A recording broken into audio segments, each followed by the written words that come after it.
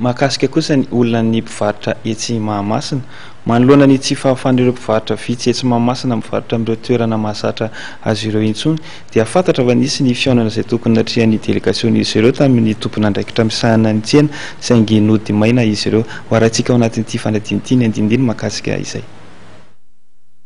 Ny omana nisy iona amin'ny hitalehan'ny raharahara toekarena izay tompon'andraikitra misahana ny tsena ao anivon'ny komina Antananarivo renivohitra ny delegasion'ireo mpivarotra ao Mahamasina eo amin'ny rond-point Stella ny alakamisy. Nody maina nefa izy ireo na dia efa nahazo fotoana tamin'ity tompon'andraikitra ity aza tamin'ny efatra tolakandro. Ny mikasika ny fanalana azy ireo eo amin'ny toeram-pivarotana mahazatra etsy Mahamasina no saika natao vaindohan-dresaka.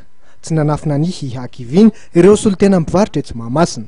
Ka fihaonana tamin'ny DAE zay androany dia tonga tao zay dia nilaza moa zany fa hoe ny voro nisy mampalelo anay zany fa hatramin'izao zay tsy mety voray izay mpivarotra eo amin'ny Stella sy rond-point Mahamasina dia tsy fantatra hoe inona ny antony. Manarak'izay moa zany lasa ireo fa hoe bazar de Noël zay no mahazo no prioritaire zany zay amin'ny bazar de Noël kananjo ny olona rehetra ny afaka prioritaire daholo amin'ny bazar de Noël na mpivarotra analakely ary afaka tonga hoe il suffit juste hoe manoratra anarana dia mandoa droit d'inscription dia zay hatreto aloha zay dia mbola tsy maray fa ny mbola tsy voray fa ny assistante nandray anay tao fa hoe nandray anay tao fa hoe nandeha vory izy. Efa mifanena tamin'ilay tompon'andraikitra ny tsena ireo solitena mivarotra araka ny nambaran'izy ireo. Saingy tsy mbola afaka nandray azy ireo ilay tompon'andraikitra. Nampanantena ny hanomevana ny fampiresahana amin'ny alalan'ny fihaonana manaraka amin'ireo solitena mivarotra nefa izany tompon'andraikitra voalazany.